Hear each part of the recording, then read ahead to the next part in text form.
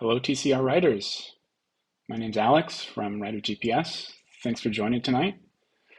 I'm here to talk to you about using Writer GPS to create your route for the Transcontinental race.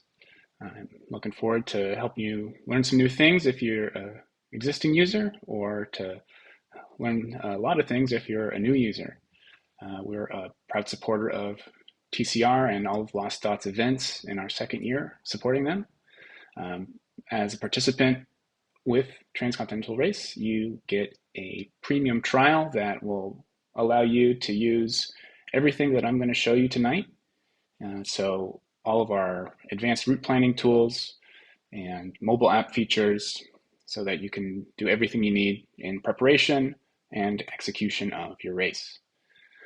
In the chat with me is my colleague Kevin. He is going to help answer questions that you might have in the chat. He might send me questions over a message for me to answer them live on the screen. So please feel free to use the chat if you want to ask anything. This won't be your only opportunity to get help. We have a great support team who's able to help every day of the week via email and chat. And let's get into it now. Here on the screen is the collection that Lost Dot has shared with you for this year's race. You'll be using this collection and the individual parcours and checkpoints within it to build the route to ride TCR. So, we've got this big zoomed out map with each of the parcours here dotted along, but then, of course, the individual parcours listed on the left. And so your goal is to join these all together. And I want to show you how to do that. So there's a few tricks that I'll show you, not using this year's TCR parcours and control points, but last year's. I'm not here to plan your route for you. So I've got last year's TCR 11 collection loaded up. And just like this year's, we've got all of our parcours. I can copy each of these parcours into my own account so that I can use them and I can build my routes off of them. It's important once we get into the planning process to not modify those parcours, since, as you know, it's important that you're following each parcours exactly as it's given to you here. What you do in between the parcours and the checkpoints is up to you. So I'll start just by opening a couple of these in a new tab. And then in each of those tabs, I will click More and copy to my routes.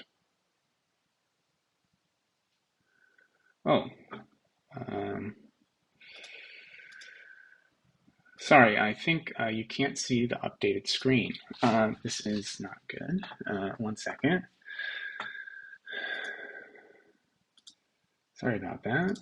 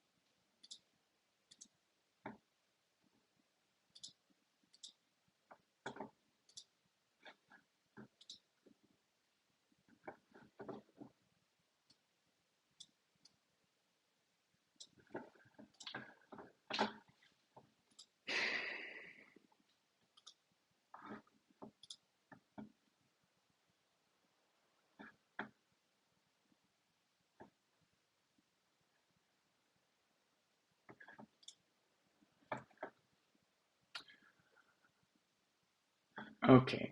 Um,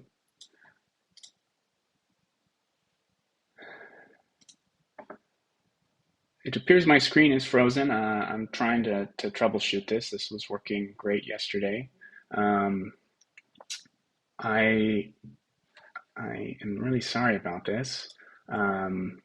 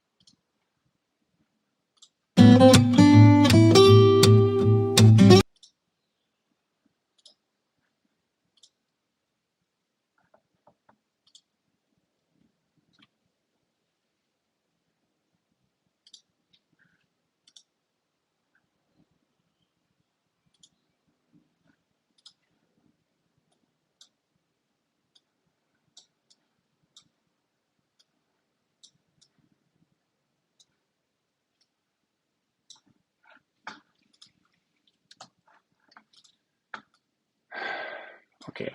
Um,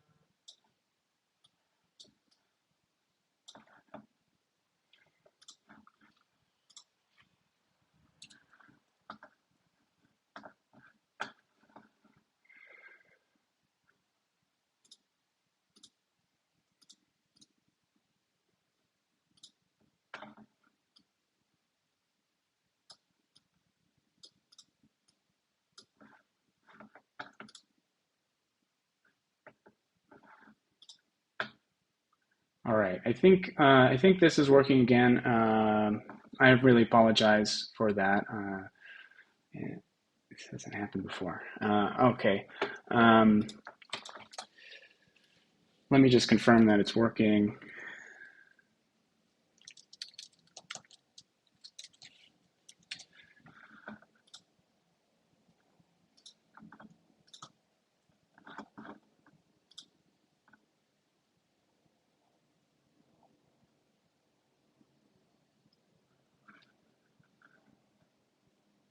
Okay, it's working again. Okay, great. Let's hope it stays that way. Okay, thank you for your patience. Okay, I had opened these two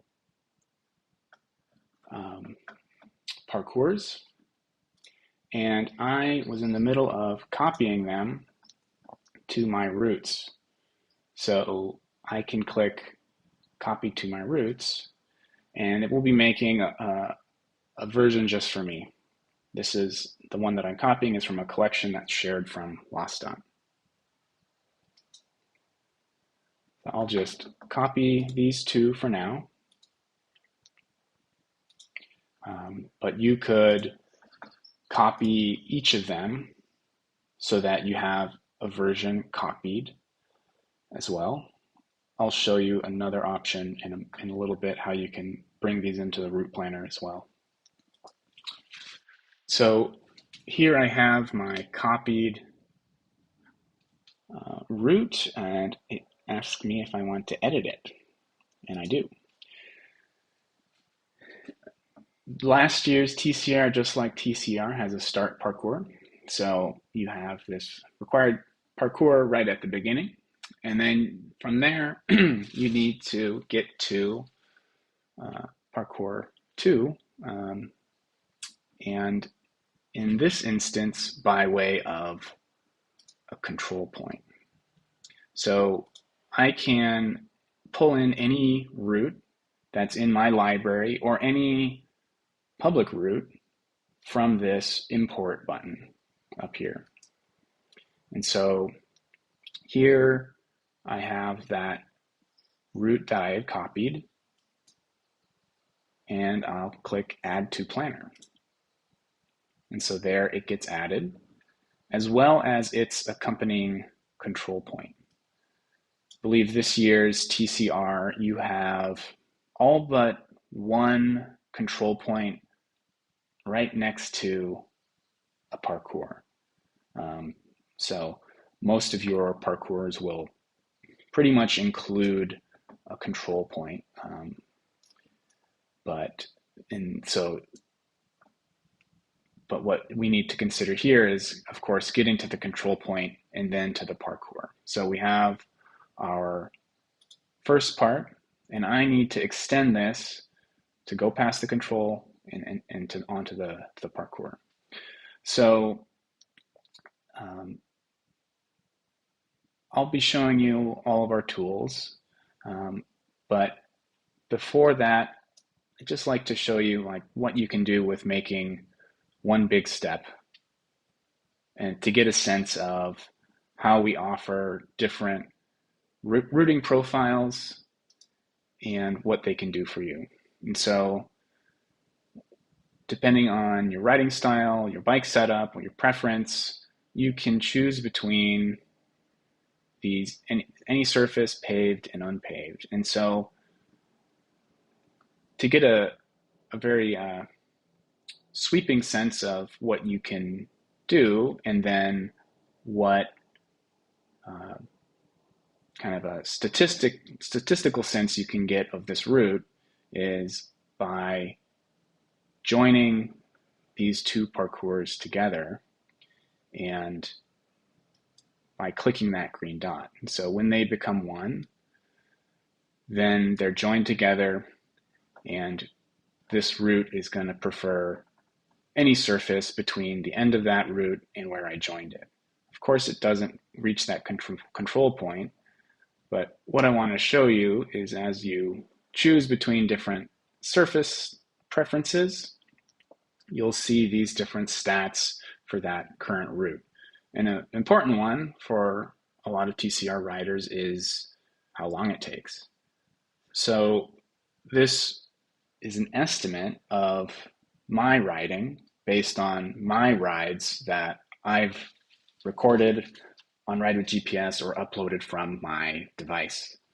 So if you're recording rides on your bike computer now, your own GPS device now, you can send those back to Ride with GPS, and we'll give an estimate based on your riding history. And so when you connect your Garmin, your Wahoo, your Coros, we can pull historical rides back into your account, and that will help give you this estimated time. You can also do a historical export from Strava and import that into your Ride GPS profile. Maybe Kevin can link you to our article on how to do that. So that's a good way to really improve your estimated time. And so I do that. I make this big sweeping connection to start, just to look at that and to look at how we might differ between those paved, unpaved, or any surface options. So this paved option cuts off 4 hours from the any surface option, and the unpaved preference I suspect will add on even more time, 34 hours. So you can get a sense of that,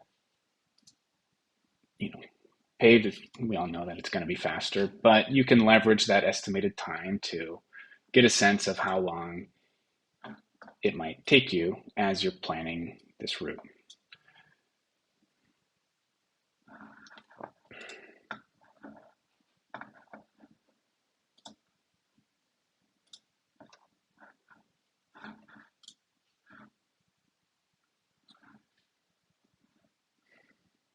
So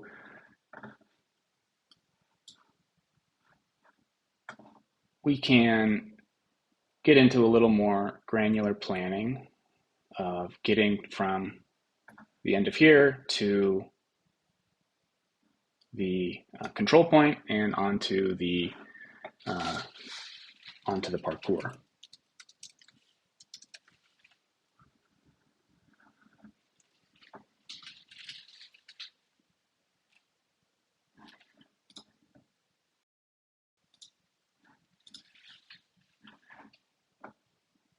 So when I have this add to route option, I'll be able to extend from here, the blue dot, the end of the route, and click along the roads that I want to follow. And as you click along, it'll, of course, extend that route. It'll draw along that elevation profile, and then we'll extend the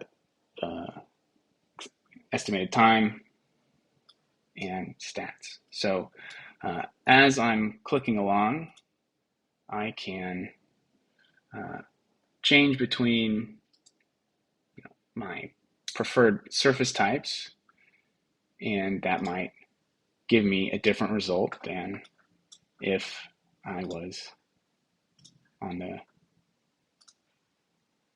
one or the other. And so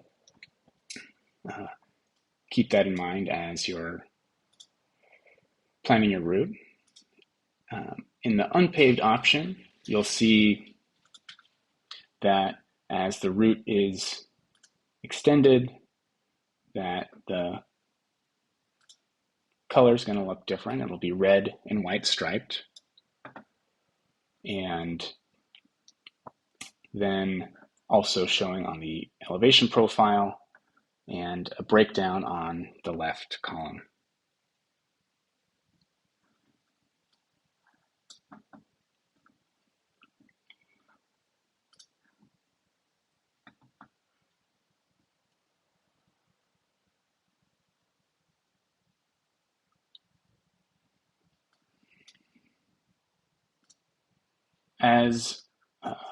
As you're plotting along, you can switch between different map styles. We offer 4 different Google Map styles and OpenStreetMaps as well. And so you can change between them to get different detail that each map is going to offer to you.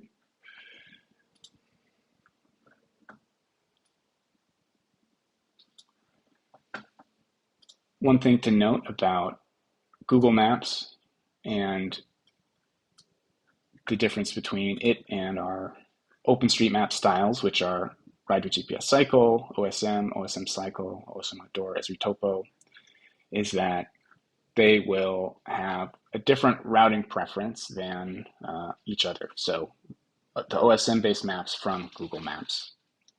So when you're using Google routing, or excuse me, a Google map, you'll be using Google routing. And so you can't choose between surface types, and you can't have that different granular control. But you still can, of course, plan your route, and what you've previously planned won't be impacted by changing the map type. One thing that TCR riders have liked is this setting. avoid highways while in driving mode. Driving mode does route you onto places where there will be more cars, whereas if you're in the routing mode of Google Maps or of our own, we'll prefer bike places where it's safer and legal to bike, whereas driving will put you in places where cars can go. But one thing that does is it will, avoid bike infrastructure, which might be less desirable for you as you're planning a very efficient, fast bike route.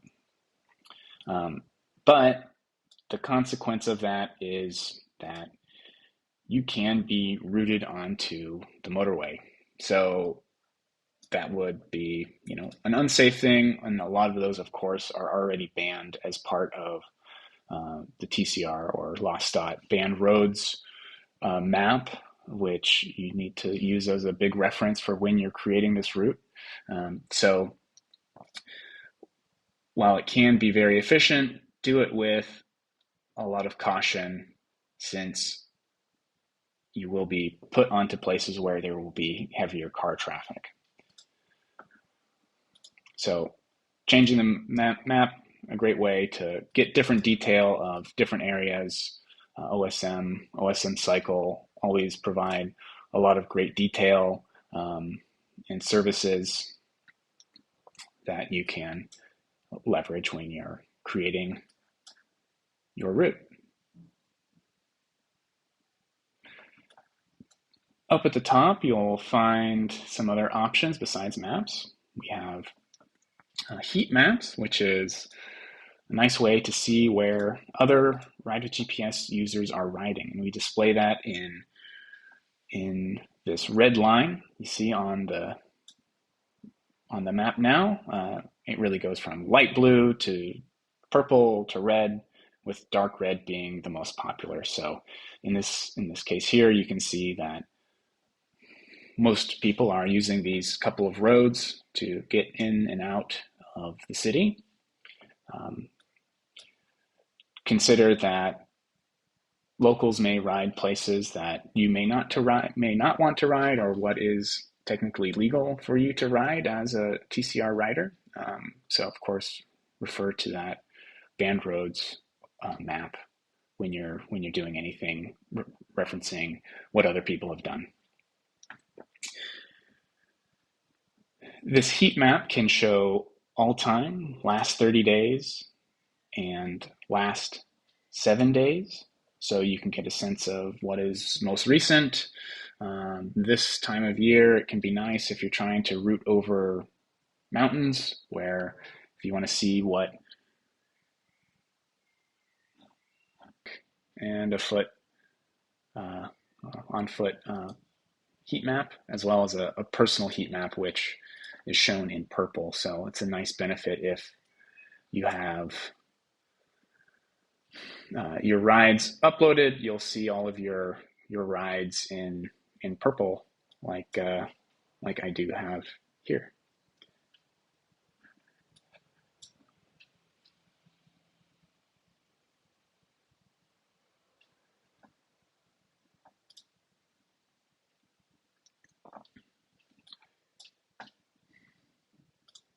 We have some highlights that you can use.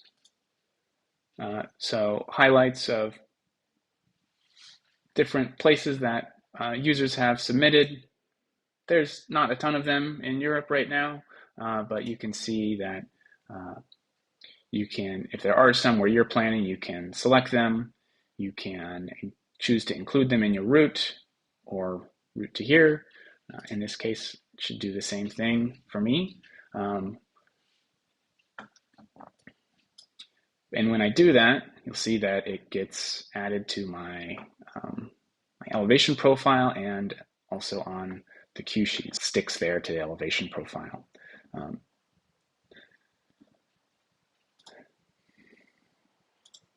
You can toggle those off and on. You'll also see these blue dots of community photos that users have submitted. These might be helpful if you're scouting terrain or surface. You'll see these again, with these blue teal dots.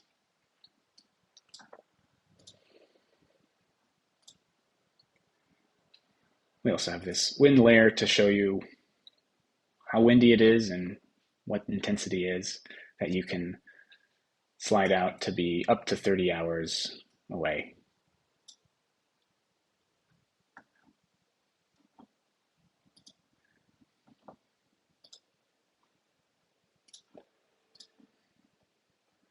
All right, so I'm still approaching my control point in parkour.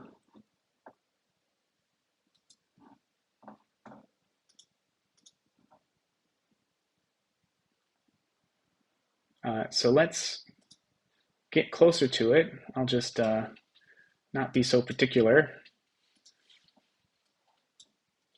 And I need to take at the end of my route here, that's in this blue that you'll see there. I need to get to that control point and then connect to that. So I will just make a mental note of this, the end of this valley, and see which way we can get to that control.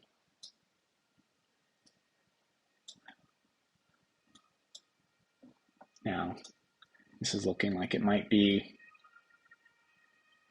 gravel to get there, so I'll set it to any surface type.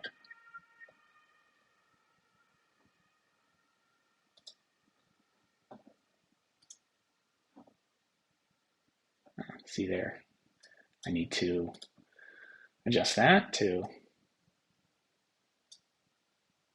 not make an out and back, but then I'll click that and route to here. And so now I've routed to that control point and I can continue back to, oops, one second. There we go. I need to actually use this, select where that control point is, and then I'll click include in, no, I'm gonna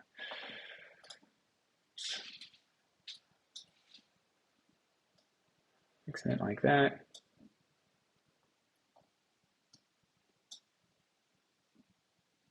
And now I need to connect to our parkour. So I'll just click this green dot to join them together. And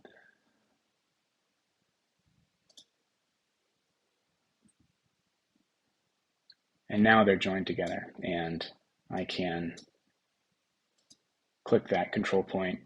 Here I'll click include at 736.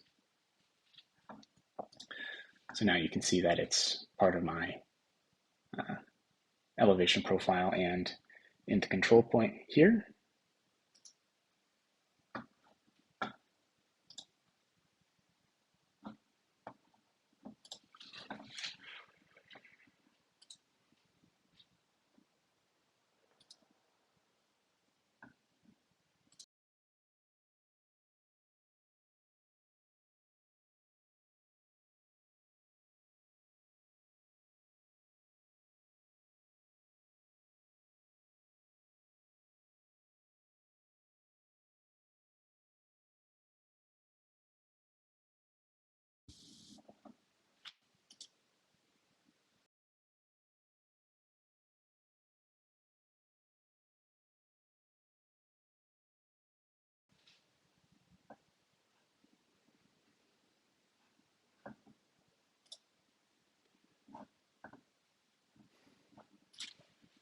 All right. Can you hear me now?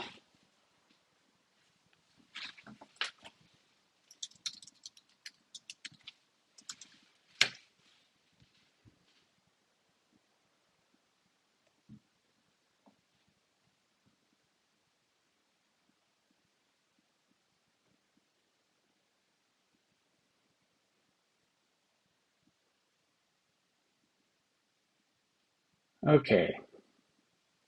Um,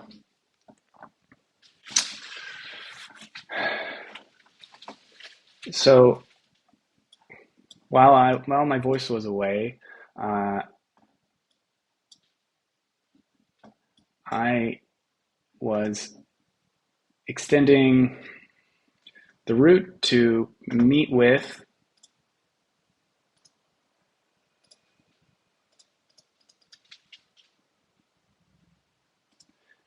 the control point. And so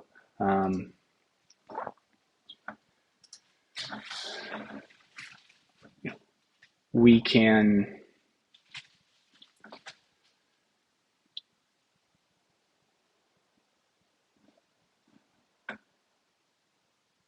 aim our route for getting to the control point when we have this parkour 1 pulled up.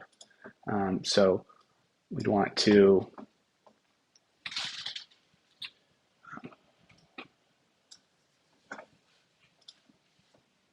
continue to aim for this this point here as we plot along our route.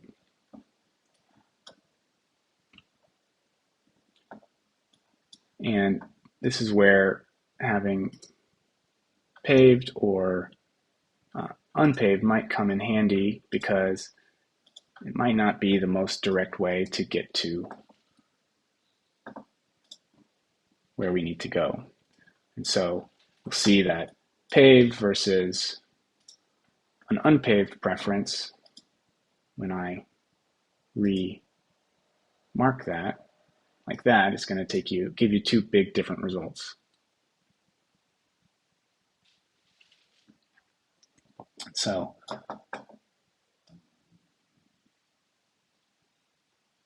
but not all of this you might want to be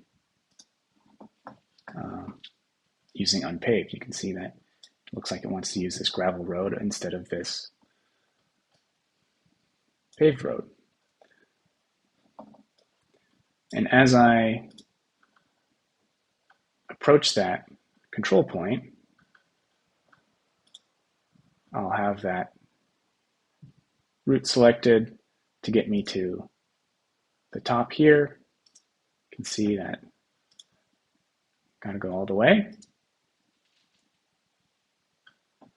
And now I can extend the route to meet over here.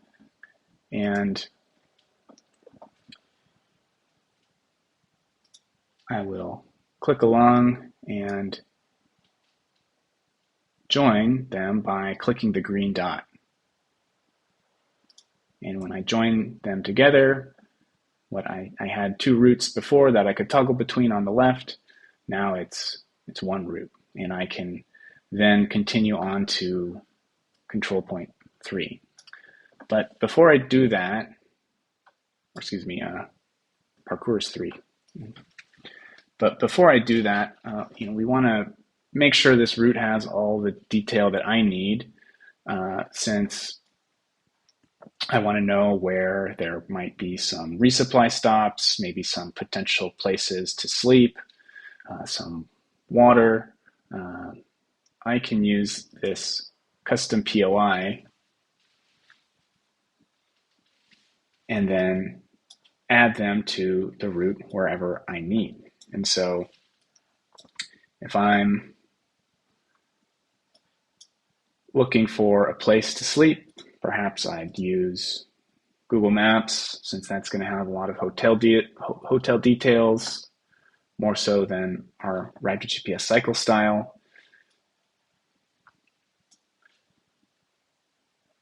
And I can see that there's one, and I can click it or next to it to add in as a waypoint, or right now as a point of interest.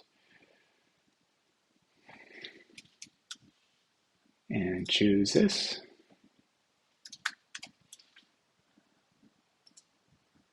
And so it's now added as a point of interest. Now, point of interest is not on the route, but you can add it to a route in a few ways. Since this is currently off the route, I can click it and click Include in Route, and it's going to draw the route from the nearest point and to it, and then back. Looks like it wants to route me up the hill.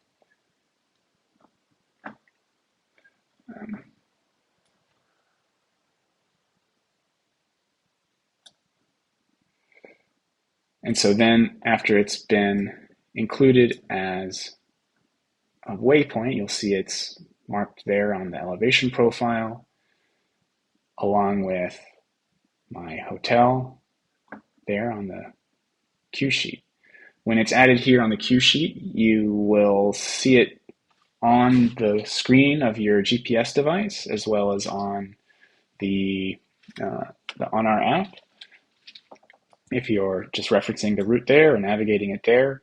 And so you would be alerted of that hotel as you approach it, and you'd also see the icon on the map of your GPS device.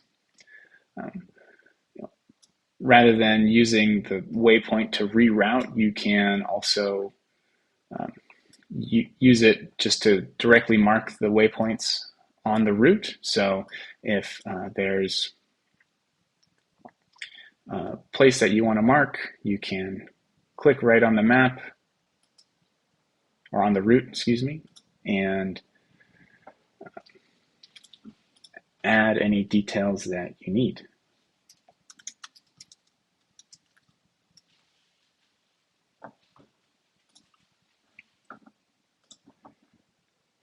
You're also able to add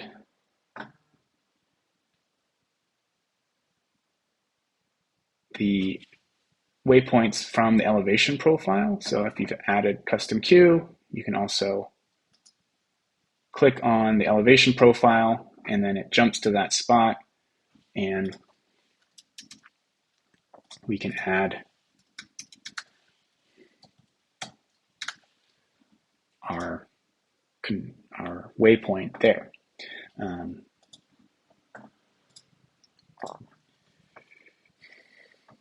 So waypoints, I think, can be very useful if you're marking out upcoming control points or other goals or objectives that you have to meet in the race along your route.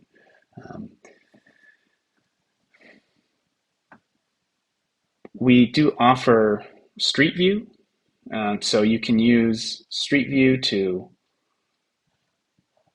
show what is on the ground. So you can click and drag the Google orange person and drop it onto the map wherever there's Street View information to get a sense of that in real life.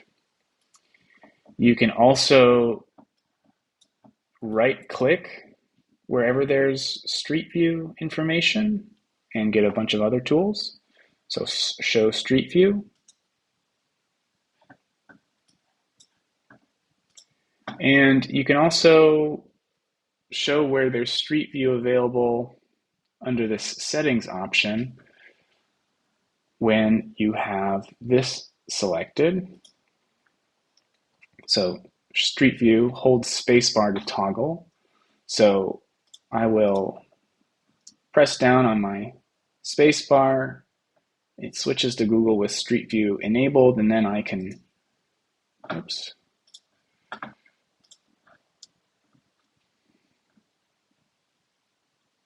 click wherever there's Street View. Here we go. As well. And so this spacebar setting is quite handy, whether that's because you want to show Street View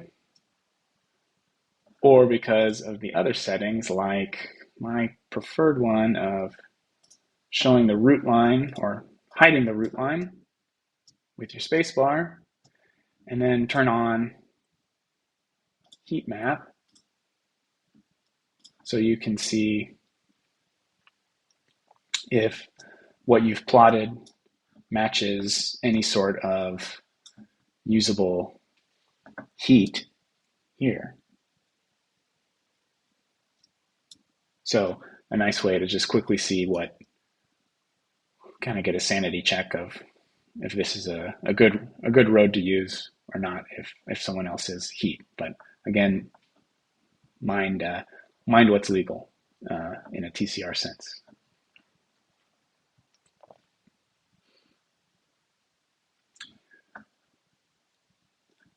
As I've been clicking along the map, you see that it adds these white dots. These are called control points, where each time I click, one of these control points is added.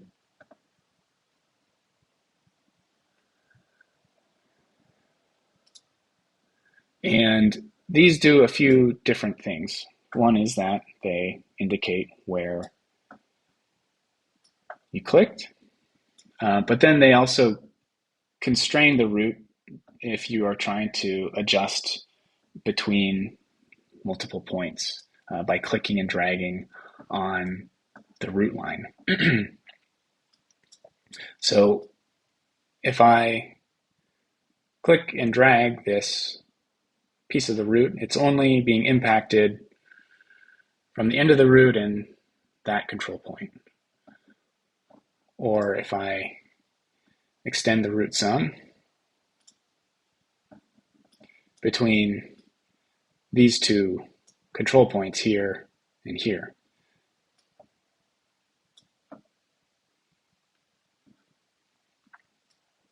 And so if you're trying to make small adjustments or large adjustments, keep in mind these control points as you are adjusting the map. But I'll show you some other tools if you need to make more sweeping changes to the route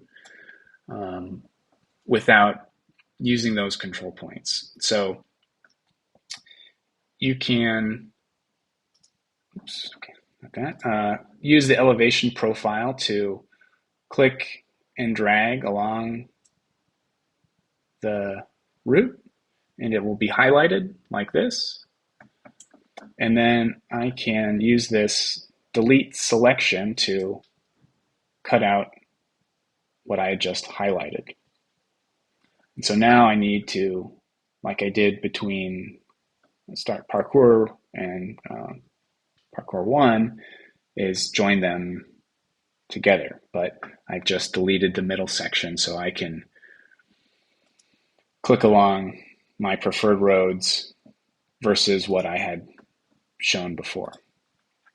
And I will aim for that green dot over here and then click it to join them together. And now they're one again. So you can add and remove control points from this button here. So if you would prefer to just use that click and drag method and you wanted to kind of lock in what roads are going to be impacted, you can add control points to two pieces of the route and then fine tune how you want that route to work.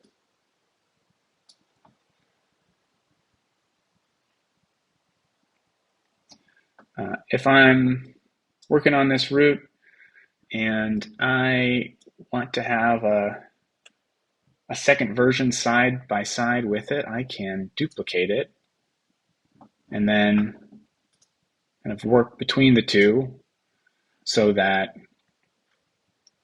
I can, maybe have a option A and option B for when I'm on the ride in real life. And so you can see that I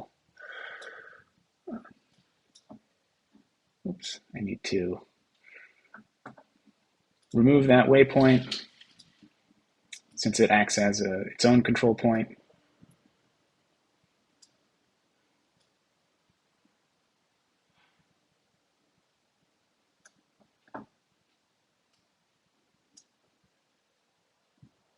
And then I can get a sense of these two routes. Maybe one has more climbing than the other and is paved, maybe one is unpaved, and see which is going to work out best for you. Or have them both saved and you can choose between them when you meet a fork in the road. And that might be a good place to add another waypoint.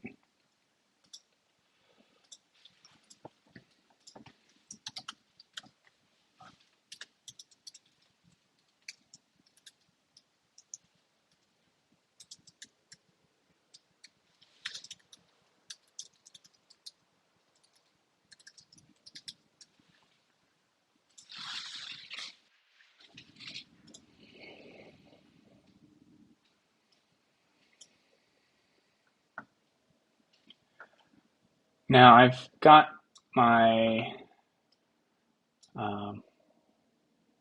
first control, first parcours. Uh, I can add in the following parcours. I don't necessarily need to copy it from here like I showed you at the start, but if I know the name, I can search for it and from the import button,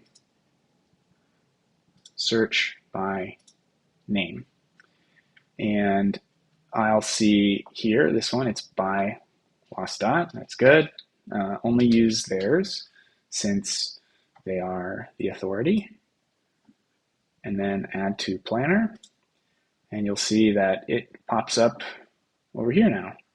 And I can do the same thing as I did before, extending the end of this to meet with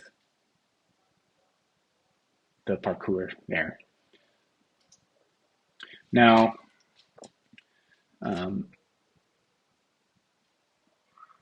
we don't typically advise having routes that are this length for routing purposes. You know, your GPS device or our mobile app, if you're using that to navigate, really handles routes that are about 300 kilometers or 500 kilometers or less. And so we give you a tool that you can use to split the route into pieces. And so you can use this split route option to cut it where you would like, whether that's at a place where you think you might be sleeping or this fork in the road. And so you can either click where you want to split the route, and now you have this version. You can double click it to give it a name.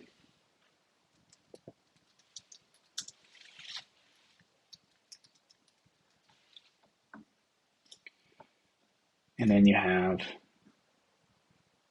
the following rest of the route. So you can, again, click split. You can click on the route line. You can also click on the elevation profile.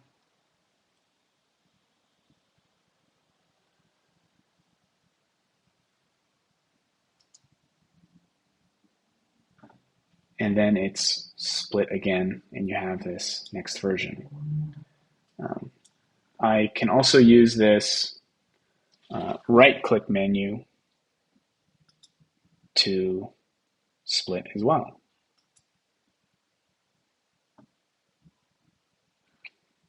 And so now I have a handful of pieces that I need to save individually.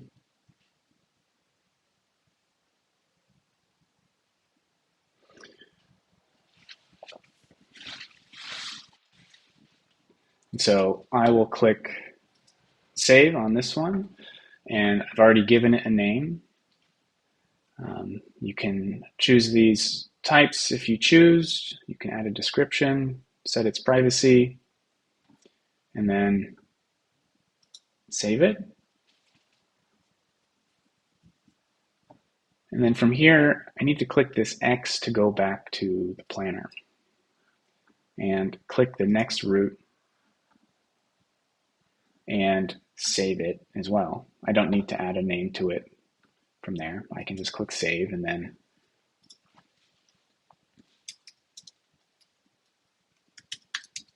give it a name.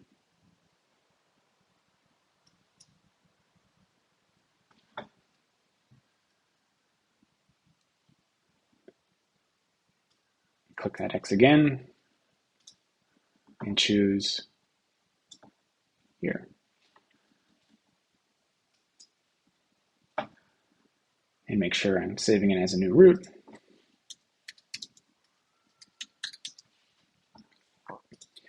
And proceed as usual. So splitting route is really helpful, of course, for keeping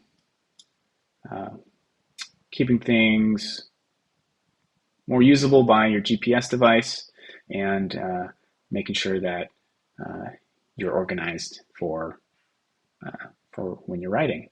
I'll also say if you try and plan a 5,000 kilometer long route in our route planner or any route planner, it can get your browser can get a little bogged down by how much memory it can take up.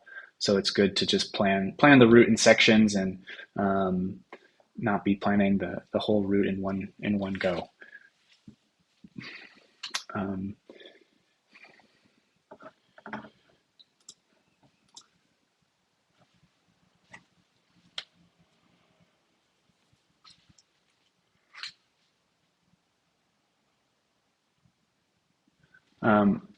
So there's been some questions about getting the parkour exactly as planned. I'd like to just cover that. So I'll just start from scratch here, pulling up start parkour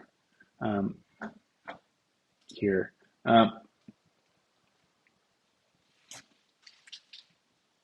The core thing to know here is, if you're similar to that control point issue is of snapping it into place is knowing that if you click and drag this, it's probably going to do something that you don't want.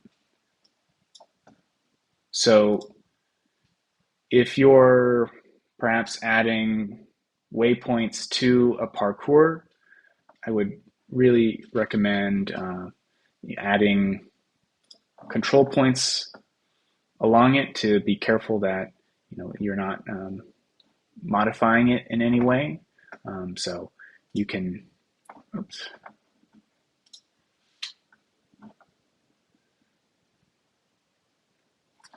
just have control points selected and then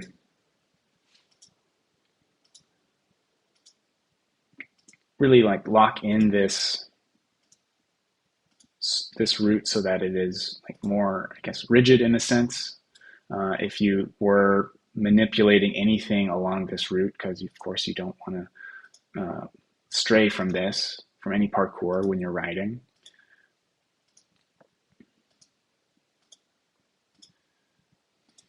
And then you can, if you needed to add your waypoints, you can add them.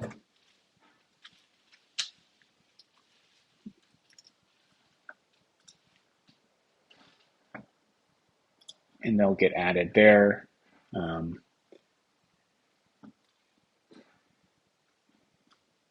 And then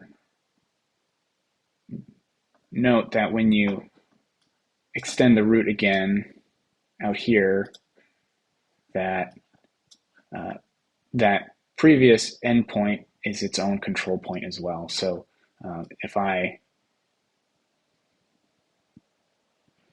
am modifying this in any way, what's beyond here back in the direction of the start won't change. And so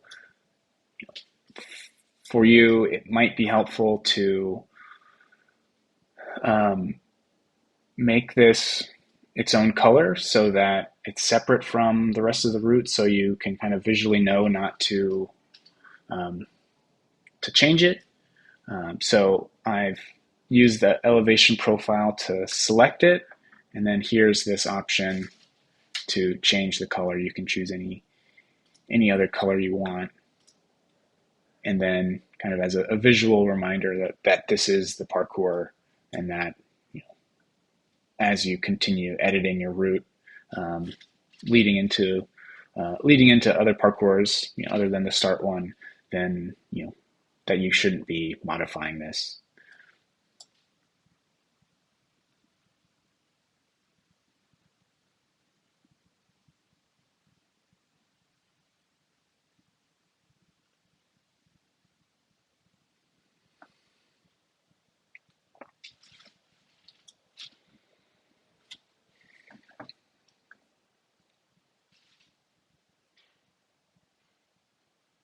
So I might come back to the route planner in a little bit, but I do want to show you some other things that we've got on offer. So if you want to organize your routes in your own collection so that you have them in a folder, you can create this collection of your own from your home page.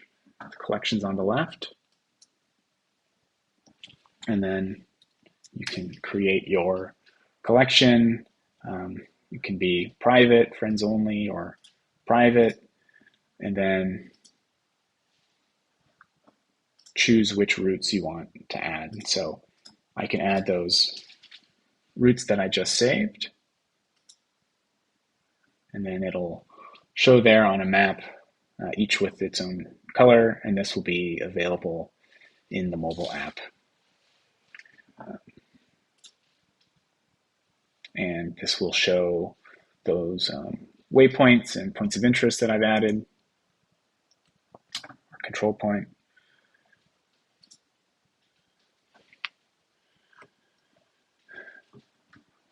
And we also have some things that would be good to know about on our mobile app. So let me show you my phone. And here you'll find everything that I just did on the website is now here on the phone, from my collections with each of my routes, or in my library with my routes listed there as well. This will, of course, show those waypoints and points of interest I've added. We'll see those same stats,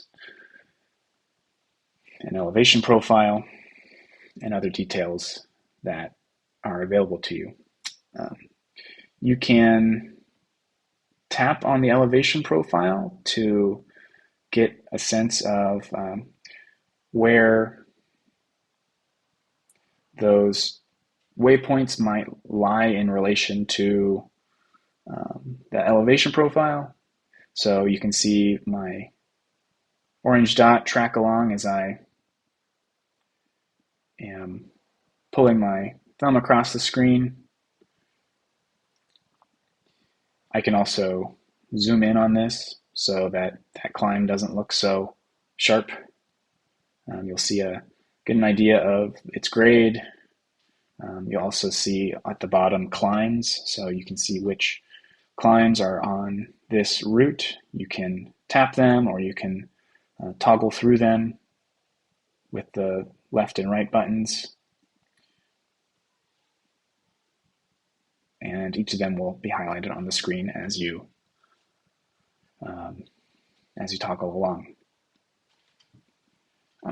I can also use our mobile route planner to modify. So if I needed to change this on the go, I can tap Plan, and it will pull up that route.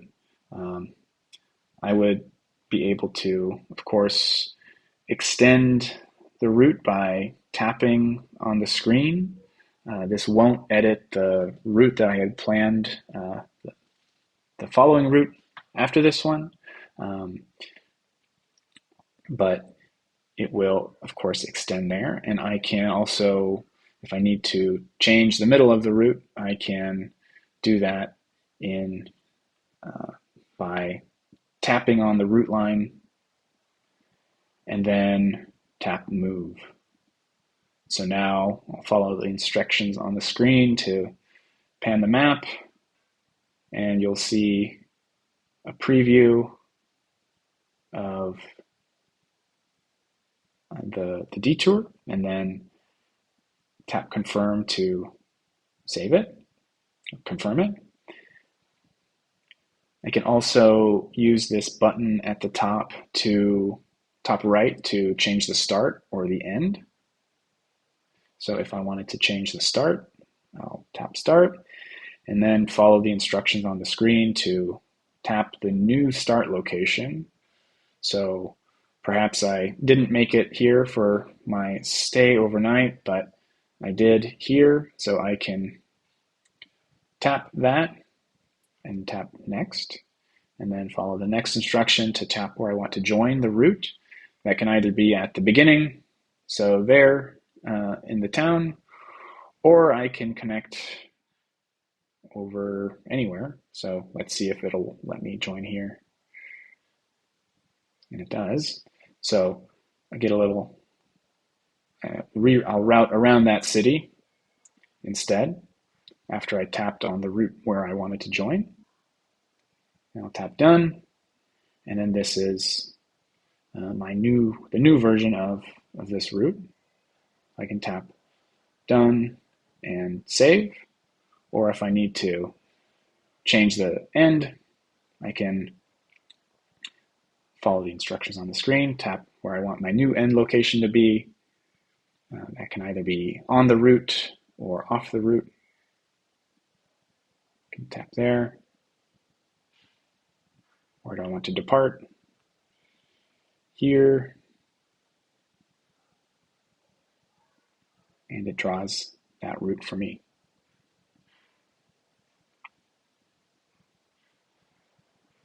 So mobile route planner, certainly not all the power tools that our website has, but when you need them on the go, they can be invaluable.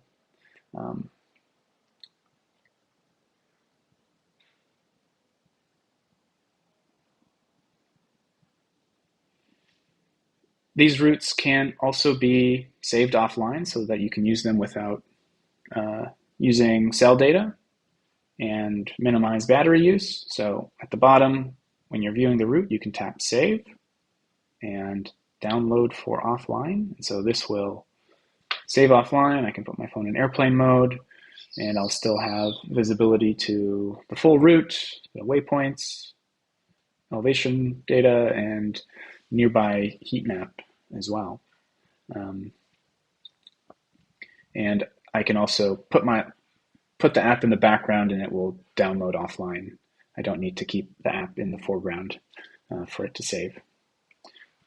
But now, as the check mark, it means it's been saved, and yeah, I can use it fully offline. You can navigate routes from the app. So I'll find an app that's close to me and navigate it. And I'll navigate without cues. And since I'm not on the route, I get this pop-up of routing to the start, nearest point, or off course. I will route to the start, and it will draw me a route from where I am to the start of the route over here. And then when I reach the route, it'll continue on with the normal navigation. I can also do some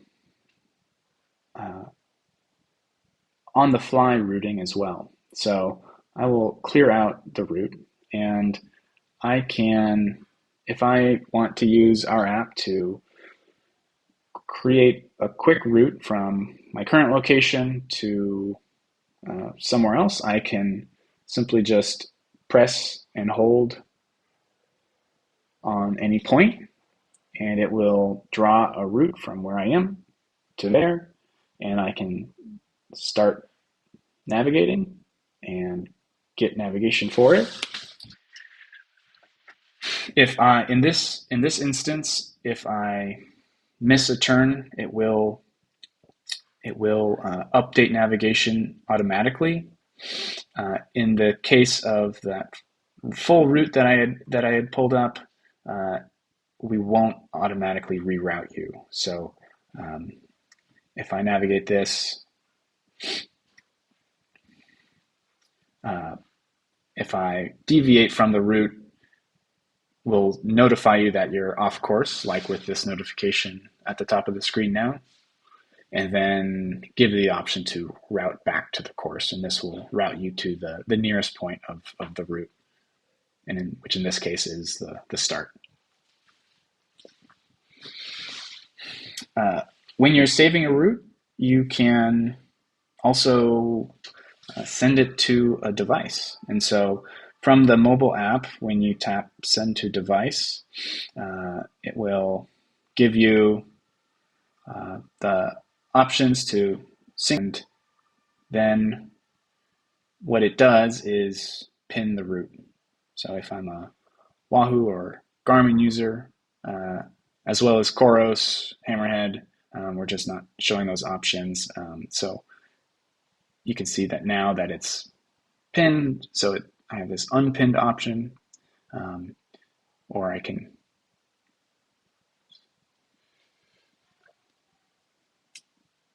but using send to device and pin are interchangeable. One, you just get a notification that it's been pinned. So there. So now this one has been pinned, bookmarking it, and it's now available to load up onto my GPS device that I've already connected.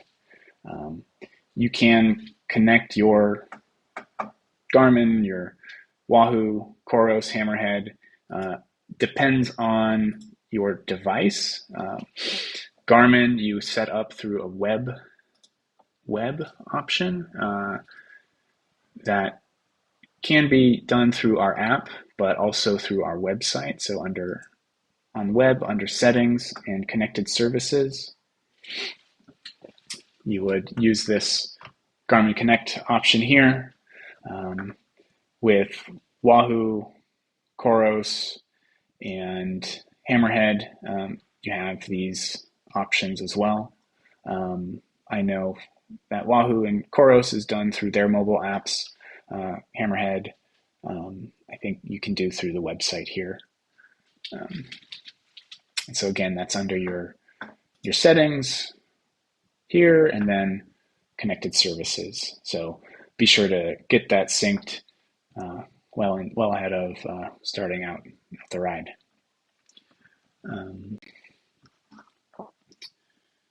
Okay.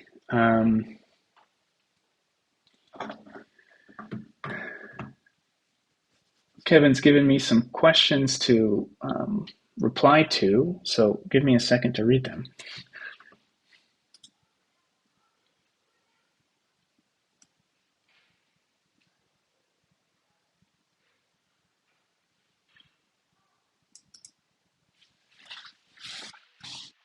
All right, so he's asking about, or you all have asked about connecting to, tracing a parkour that doesn't match exactly. So tracing is a feature that takes a route that perhaps came from a ride recording or a file that you uploaded and gives it a cue sheet. So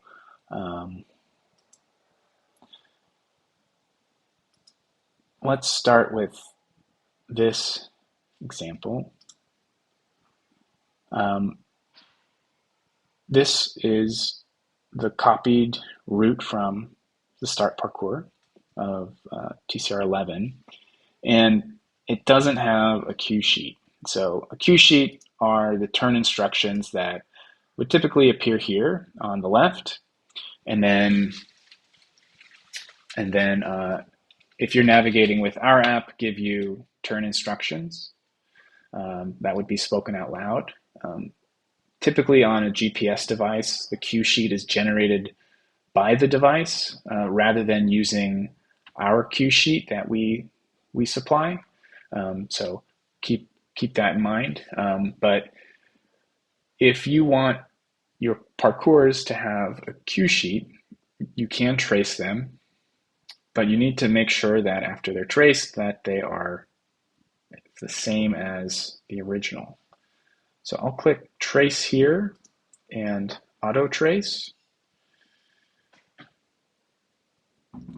And you see that it quite quickly traces the route. It makes a second version.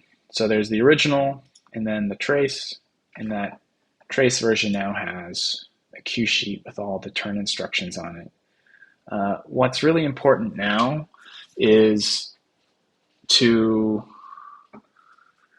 make sure that the original and the traced version match. So if they didn't match, I would see the original as a gray line deviating from it. This is looking pretty good. And I can hover over it to have it turn blue, but when the red line is on top of it, it doesn't show very well. Now this is a very close match, but for our purposes, let's just do that and say that the traced version went this way instead.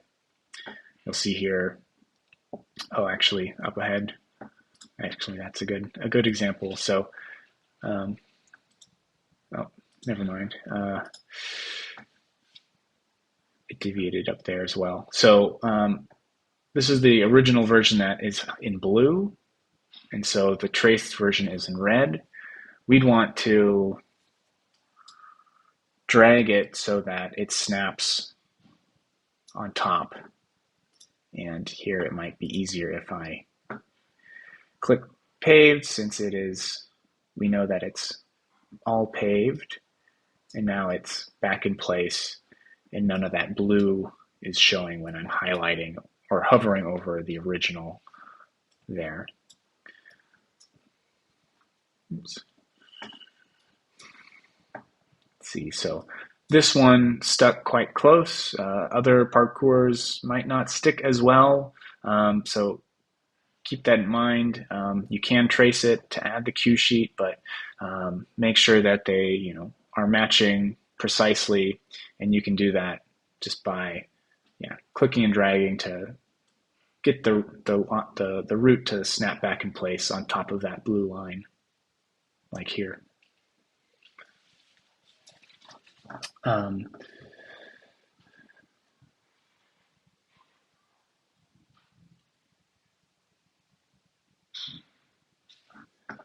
After it's been traced, even on the parkour, you can continue on to add waypoints. I think if you've added waypoints, they might not always get pulled across as into a traced version. So let me trace this again.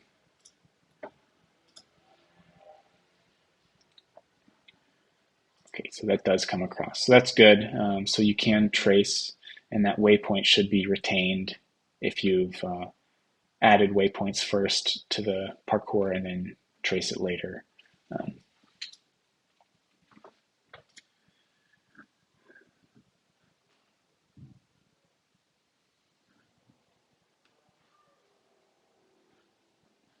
So There were other questions about root privacy.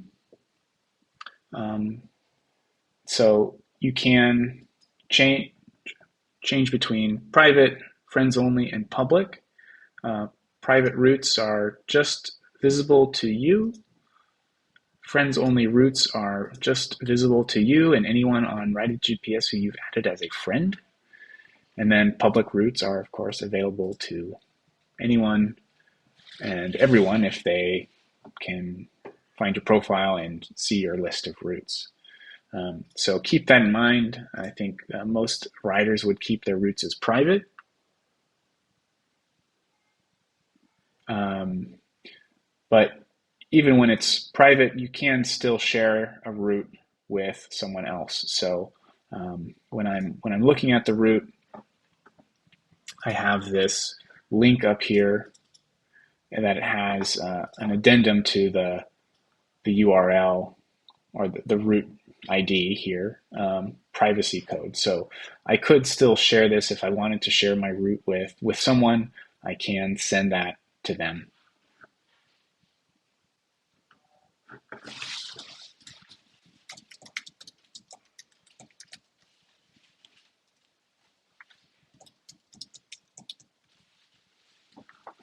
Um,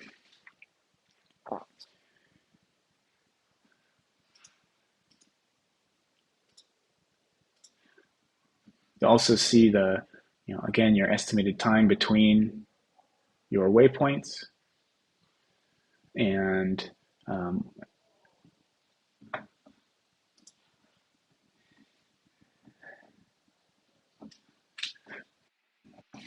okay. I'll just check with Kevin if there's any other questions that can be answered. I apologize for any technical difficulties we had. We've done this in the past successfully. I don't know why today was a problem. Um, so perhaps we can have another follow-up to answer any questions directly, maybe on a Google chat or a Google video or something like that. But we'll be in touch with you about doing that. I think one thing that I didn't mention our in our app when you're navigating is that we do show estimated time there, but more specifically that it updates kind of in live as you're riding. So of course, day 10 of TCR, you're gonna feel different than you do on day one. And so um, if you're navigating with our app, then this estimated time will update for you live, based on your current speed and the length and the current ride recording that you're on. So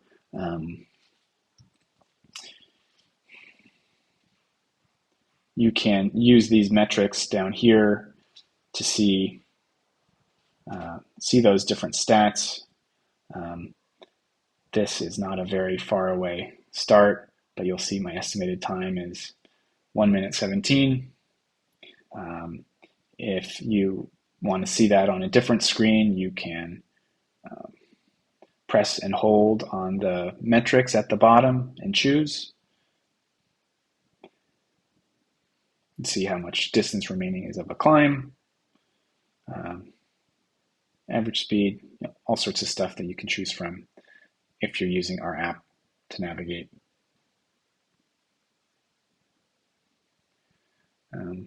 It'll show you, like bottom right here at ETA. So for me to complete the route, which is a minute from now. All right.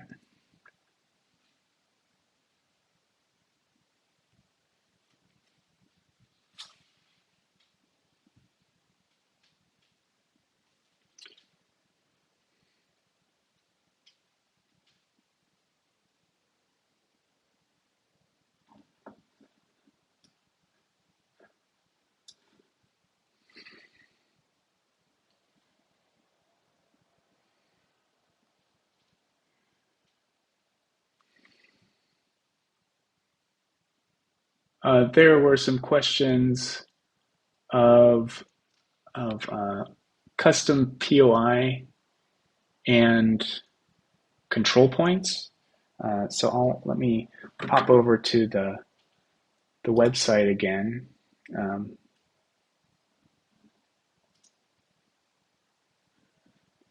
I'll open this in the planner.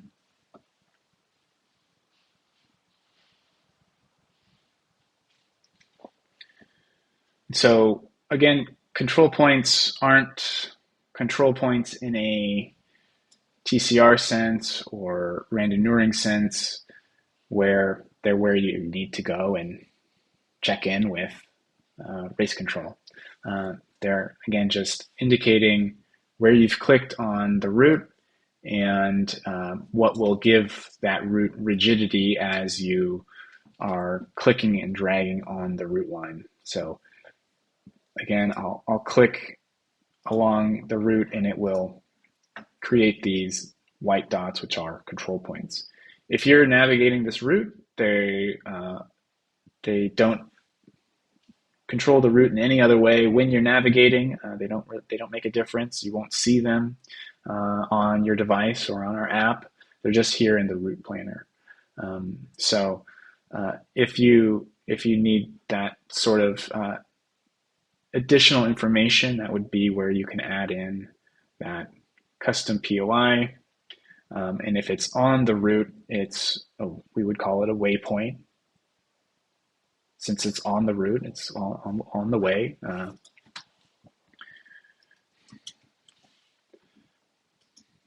And then if it's off the route, it would be a point of interest. And so these don't need to be on the route. They can be independent of the route.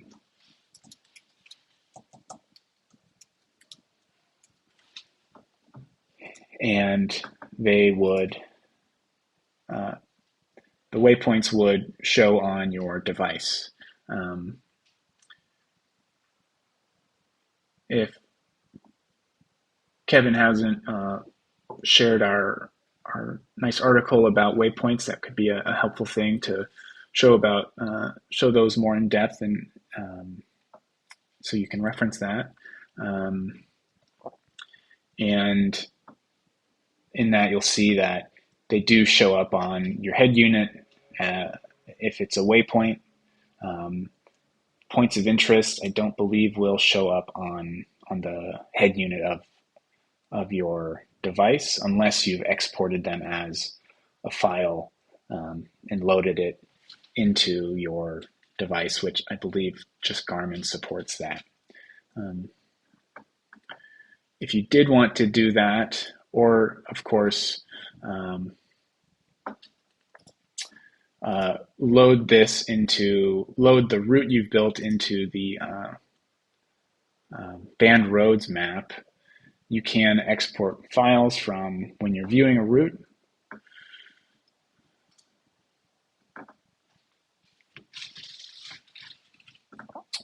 From up here, I can click More and export as file.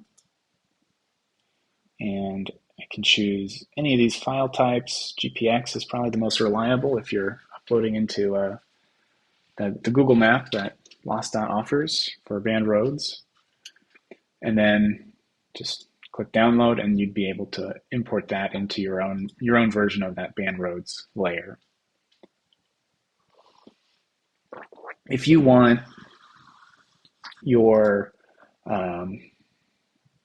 points of interest that may not be on the route itself available on your Garmin, you can export a file, a GPX file, with POI included as waypoints. So you would need to load that onto your device separate from the route itself. And then on your Garmin, those would display as little flag icons on your Garmin screen.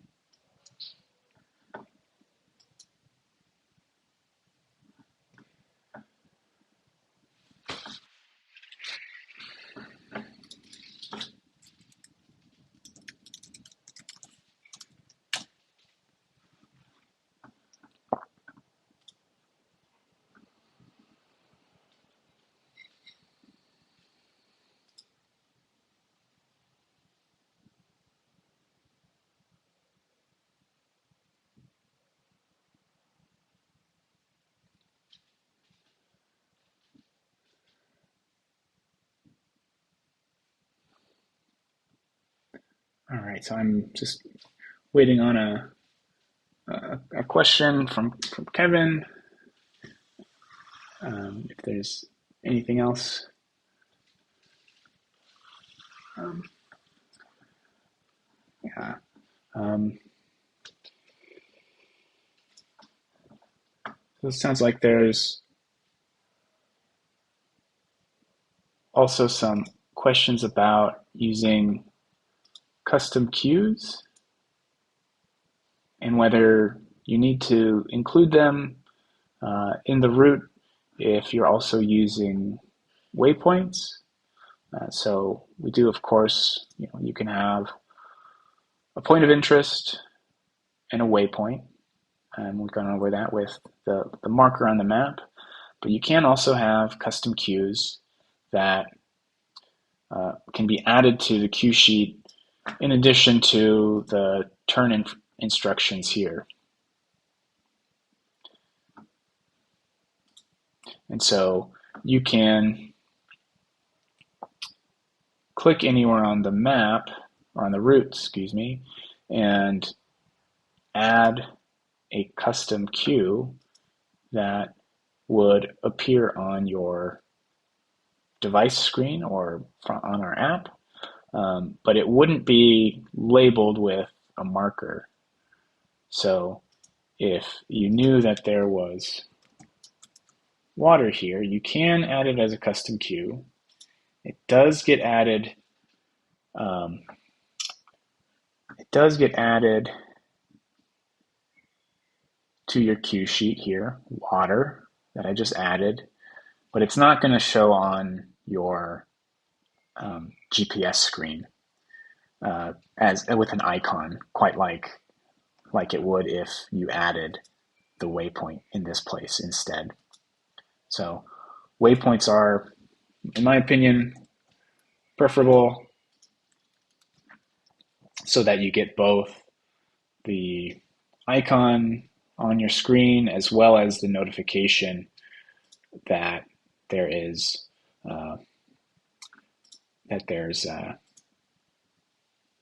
water coming up from your device. So you can choose between the waypoint and the custom queue, but the custom POI on the route will give you both. It's a mix of showing that icon plus a custom queue at the same time. So it reduces work and gets you the double benefit of seeing the icon on your map as well as being notified as you approach it.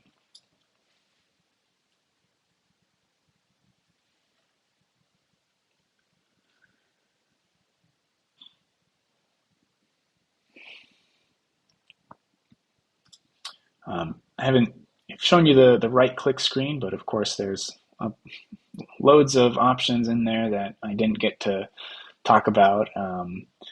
So you can explore these and see what you can do with them. But of course you can add your waypoint from here, split route, which we covered. You can show the coordinates if you need to put that into somewhere else or save that as reference. You can also right-click off of the route as well, and you get different options. I could start a whole new route from here and start planning. Oops, as long as I have Add to Route selected, and I can toggle between that. If I wanted to delete some section here and splice it in, I can do that with the elevation profile and then join it.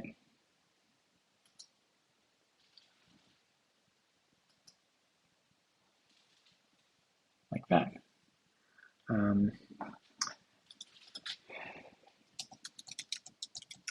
If there's any more questions, we can answer them. I guess there's been some questions about differences between us and other platforms. I can tell you some things that stand out to me that we offer that I think are special. I don't know every other platform in and out, but what really stands out to me is that we have a lot of different tools that give you a lot of power to customize your route. Um, so that would include points of interest that are yours and just yours, that aren't part of like a global layer. We do certainly offer that with our highlights, but those are not required for you to use. So these points of interest are just yours. And that's been a very popular feature. Something that we do well, and I think is a big benefit, is duplicating the route so that you can, or not just duplicating the route, but being able to edit multiple routes at the same time. So if I wanted to, like I showed earlier, have routes side by side and having my A and B option, I can toggle between them as I need to. If I need to start a new route, I can do that, and I can have another option that I can toggle between. And if I need to later on splice this in, I can splice it in. I like that we have these different routing preferences that don't impact what you've already planned. And so if I've plotted this in any surface, I can continue on the next part so that it's preferring unpaved surfaces. And what I had previously planned isn't changed because of that setting. I know other platforms would recalculate the entire route that you've planned because you changed your navigation preference.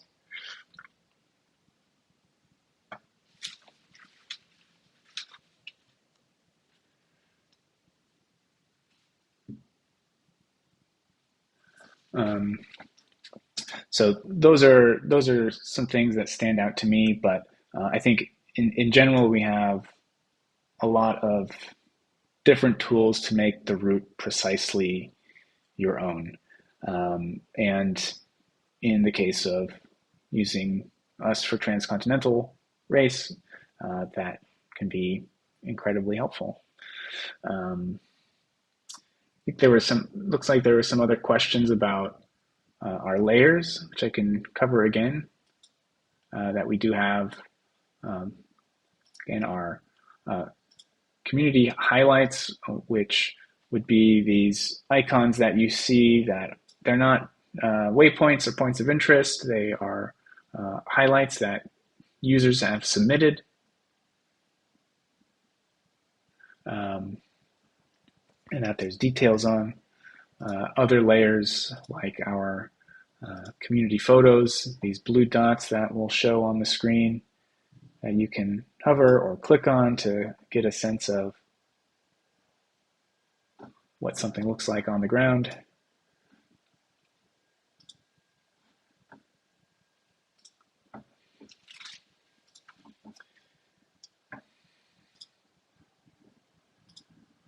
Mountain bike, if you want to go mountain biking. Unpaved layer will highlight what is unpaved. We do already indicate that with these double dashed lines like this, but the unpaved layer will just make them a little more obvious, especially if you're zoomed out. And then the wind layer, which you can see speed, direction, or both. Direction is showing these animated black dots. You can see it's a little better out over the ocean when there's a lot of wind going, or see them together like this, and then you can choose how far out, up to 30 hours, you want to see that wind.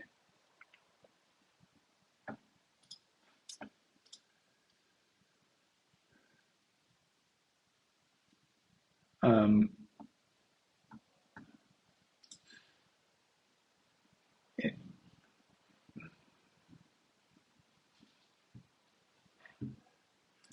think there were some latecomers who wanted to ask about loading up the parkours into the planner. So happy to cover that again. Um,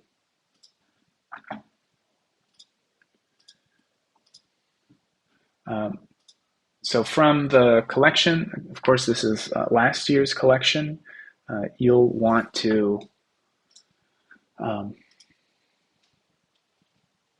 either copy the route to your account or import the route directly into the planner, and I'll show you both of those. So I'll open this in a new tab, as well as the following parkour.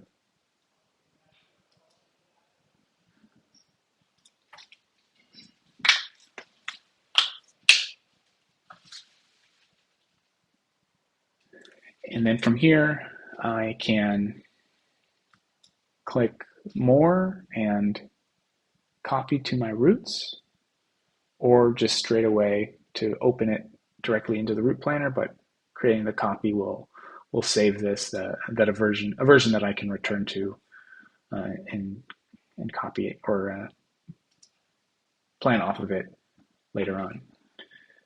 And then I'll copy this one as well.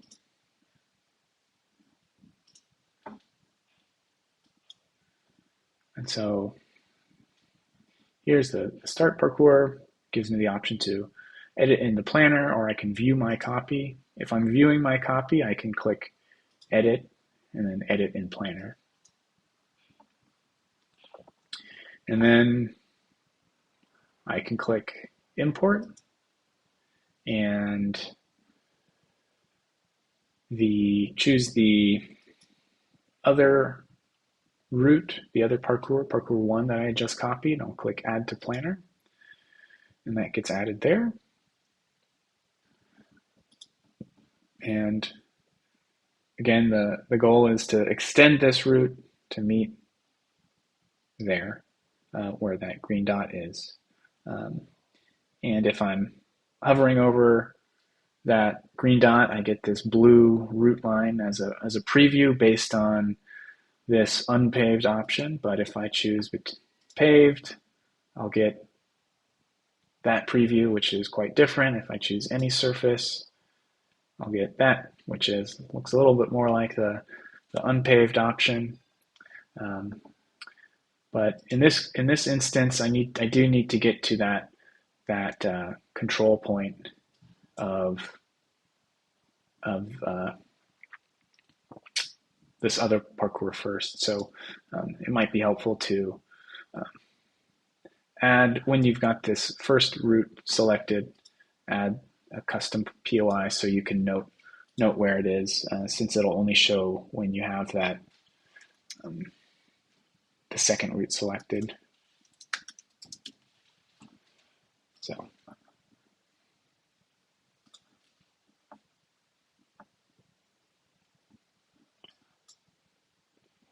I'll need to extend the route to here. And if I want to just be really quick about it, I can click include in route, rather route to here, do the same thing. And then that gets me to that control point using this routing profile, any surface. And then I can continue on to there, which might give me different results.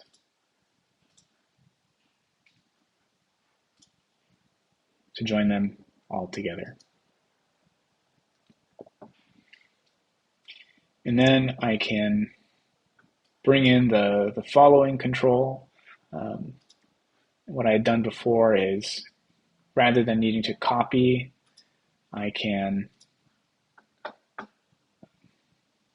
I can, rather than needing to copy the root, I can just copy the title and click import and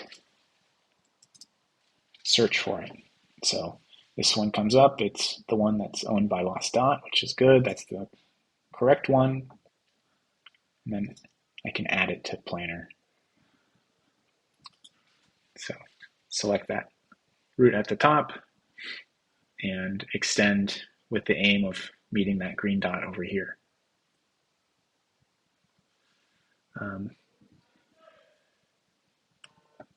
Kevin's going to put in a link to our public webinars that we offer. If you do have follow-up questions, you can meet with one of our other colleagues who run some webinars, and those are always a really helpful way to get some hands-on help from us as well.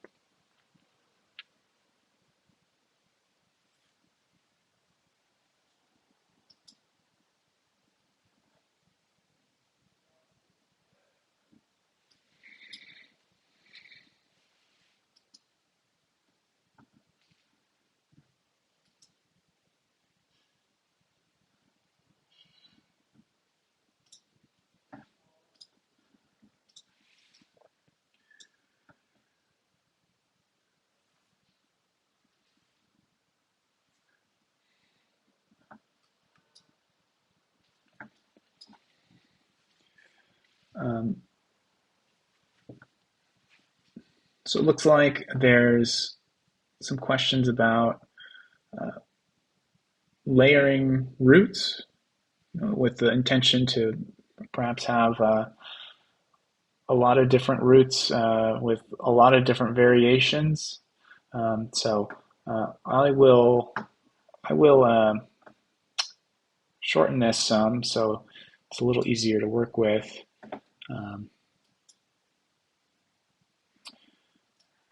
But I can, of course, duplicate this root multiple times and then make changes based on different elevation preferences that I might have, or surface preferences. So, here's our original. Perhaps we want to have a version that uses the Google Maps driving with avoid highways on.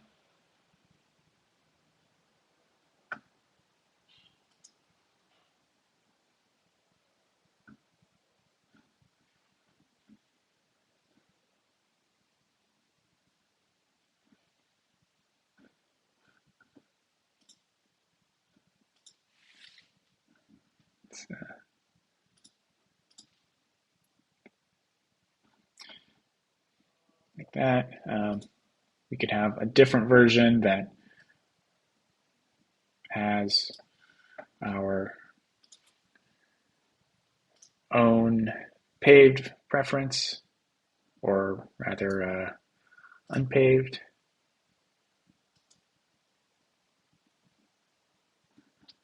And we could have another version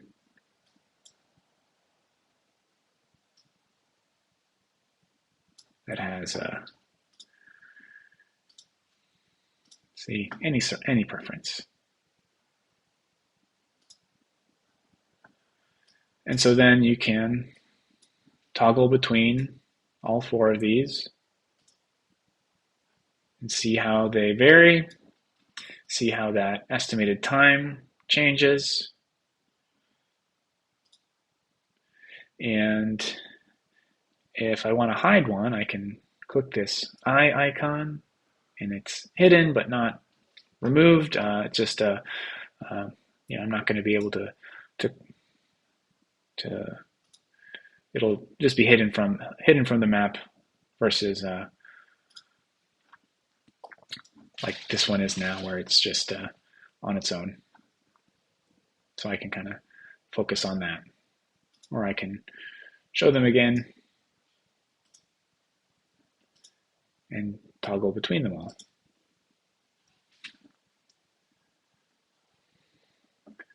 Okay.